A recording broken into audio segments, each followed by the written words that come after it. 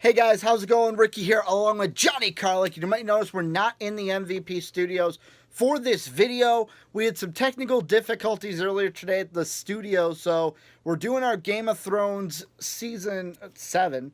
I don't have that many fingers. 7. Thank you, Johnny. Season 7, episode uno. Kind of reactions and reviews in this kind of a format because Johnny and I were thinking, do we wait for the equipment to get fixed? Do we come out and give you our thoughts? And I think it's a no-brainer. You guys need our thoughts. It's a no-brainer. You guys need to know what we are thinking about episode 1, and I have some points that I want to hit. This might not be as long as a video as we will be when we are in the studio doing it like we normally do, but a lot of stuff happened in this, John. A lot of stuff. The thing about this episode, and I told you when it ended, was it wasn't like an episode where it was like, damn, that was action-packed, but a lot of setting up, but enough setting up to where I never felt bored throughout the episode. Exactly. We had a lot of setup for a lot of different story points of this whole world.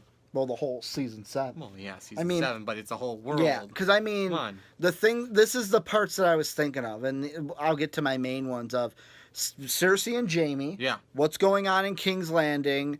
Jon and Sansa. I mean, Bran and the White Walkers. Really, the only thing I want to mention there is the White Walkers have a giant, which was funny. Giants. Well, which was funny because in our previews and predictions, I had mentioned what Mark had said about what if Hodor becomes a White Walker. Oh, this is much worse than having Hodor. No, this is worse than Hodor being a White Walker because these guys are bigger than Hodor is. And I think there are at least 3 because I saw the one main one that we saw from previous episodes. From the battle at the wall. Yeah, exactly. But then there were 2 more really large figures. I'm going to go up here. You can see my shadow at least.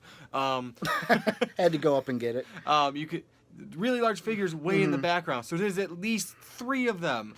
At least. No, and I mean, that's the big thing. Like, holy shit, they are coming, and they have giants. Like, with Bran, it's like, when's he going to get to Jon and Sansa? He's the 3-Eye Raven. We found out some new stuff. I want to start with Jon and Sansa. Yes. I know I teased Ciri and Jaime. We're going to get to them. I want to start in the north, though. South, And the big thing that didn't sit well with me is I am going to adjust with my hand here because I am a weakling, and I do not have strong hands and do not want to cover anything for you guys so you guys can hear us. I really didn't like when Sansa undermined Jon Stark. No, I don't think anyone really did. I didn't like it because I get what you're saying.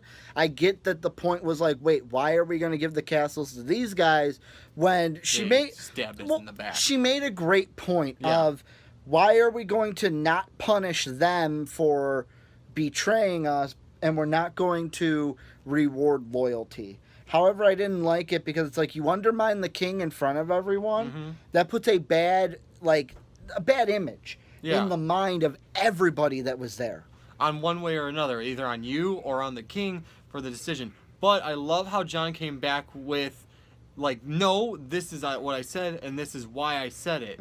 Because you don't punish the kids for their father's sins. Yeah. And it's like, no, the kids did nothing wrong. So Jon just, like, kind of shoved it back on her on no, just listen to what I said. I know what I'm talking about. Well, and that was exactly it. Like, I feel like Jon handled it well, and then they handled it really well. They talked about it in private, where then they learned about Cersei. But I want to go from that into Daenerys really quick. Yes. Because, well, it's Daenerys and Sam in a way, because Sam finds out, oh, there's a throne here and it's got dragon scale. Yeah. We see Daenerys get to there at the end of the episode. Actually, I think what it was showing is, wasn't there a cave with a bunch of dragon scale in it? Yes. Well, that's in the same spot as where Daenerys was. Yeah, it's at and like in Daenerys' throne, that throne is laced with dragon scale. Oh yeah, there's a ton of it. So it's made of it. Here's my kind of prediction for you guys to think about. And this is going to be my last point because I'm going to then leave it to Johnny to give his final thoughts.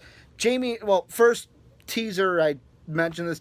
Jaime and Cersei, I think Jaime's going to kill her. I think he's gonna kill her. I am still He's still still on sticking that with that. bandwagon. You know what? All I'm gonna say is right now it just seems like he's waiting her out to see what she's doing because he's not agreeing with her. I think it's gonna end. But I think that's how it's gonna end. He's not saying he doesn't agree with her. He's just waiting her out and seeing what she does. Well, and then the last thing I was gonna say, I just didn't want to forget that because I mentioned them and then I never got to them. Yeah, he was holding off. Here's what I think is gonna happen based on this episode. When Cersei sends the thing to Jon saying, you know what, come to King's Landing, bend a knee, basically take me as the queen of everything. And originally it was like, no, I'm not going to do that because I'm the king of the north. However, I think he's going to take that visit just to get to Daenerys after Sam's Raven gets to him and he's like, oh shit, Daenerys could be close, or shit, that is close. He doesn't know Daenerys is there, but he knows that's there, and he's going to want to get that dragon scale to help him with the White Walkers. Yeah. He's definitely going to at least go. If he doesn't do that, he's going to try and go around it. Because is he really going to want to bend a knee? Because that's going to look really bad for the rest. No, he's not. He doesn't. No. So he doesn't want to bend a knee at all. He may just avoid King's Landing altogether because who does Cersei have besides the Lannisters right now? Nobody.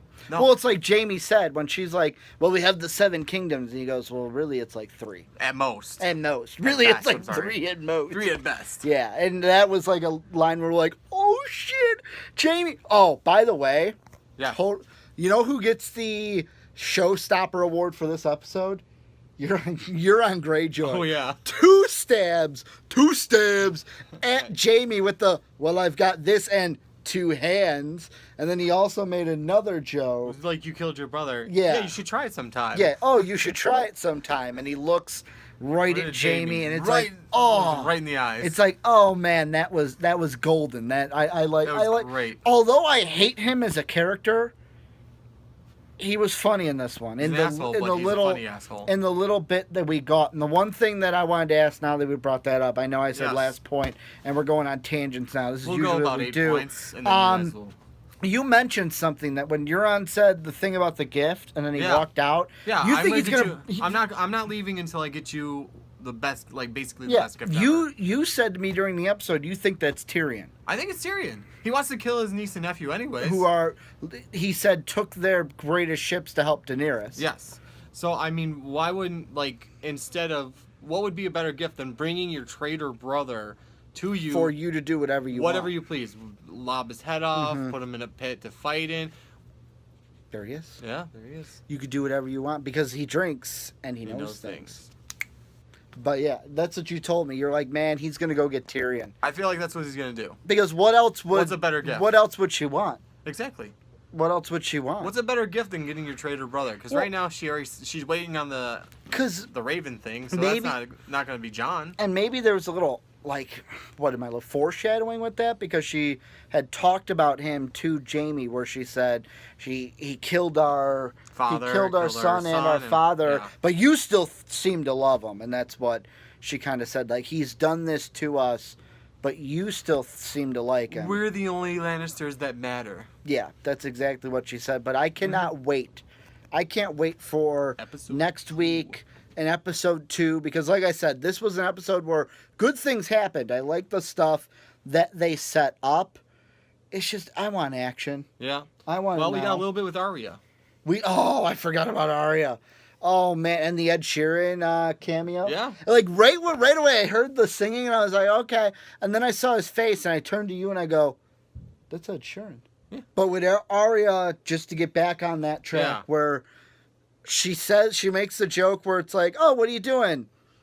I'm going to kill the queen. And they all start laughing. And then she's like, yeah, I am. I am going to do it. But really, the thing I loved most about her was the beginning. Oh, yeah.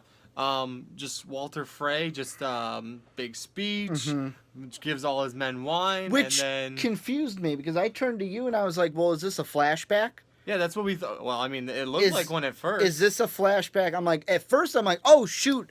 This is the Red Wedding. Yeah. Like, they're flashing back to something from the Red Wedding, and then I saw, no, the crowd doesn't look like the Red Wedding. No, and the tables weren't set up the same or anything. But then we just see him giving a toast to his men at first. Yeah. And then it just turned into wait, this is getting kind of preachy. And then everyone starts spitting up blood. Yeah, no, and that's exactly it. And then she pulls off the face, tells the girl, which, of course, I make a Pepperidge Farm remembers. But when she was just like, when people ask you about this, tell them the North remembers. Winter came for the phrase. Basically, winter is coming and winter has came. But winter has come for the phrase. Any final thoughts? Anything you think we didn't touch on? I mean, it was a great way to start off the season. We didn't mention Daenerys, but I think we're going to get more to come from her after she was... We don't have a whole lot on her yet. After she was just like, let's get ready to work. Yeah. They're ready to work. They are right by King's Landing. And shit is good. Like, that is good. She's planning her battle now. That is an example of how the pacing is going to go this season. Because we saw her travel, but within one episode, she's already there. Like in past seasons, it would have taken her 5 episodes just to get there. Yeah, now she's already there. She's ready to go. She's making her plans. Next episode. And this is where you guys come in. Let us know down below. A, what do you guys think of anything we talked about? And B, anything we didn't talk about? What did you guys think with the episode? Let us know down below in the comment section. I'm going to make the joke one more time. I'm going to give you a wicked shot at my new shirt. I love this shirt. It just came in the mail. Tyrion, my boy. Because what does he do, Johnny? He drinks and he knows things. Have a good day, everybody. Winter's coming.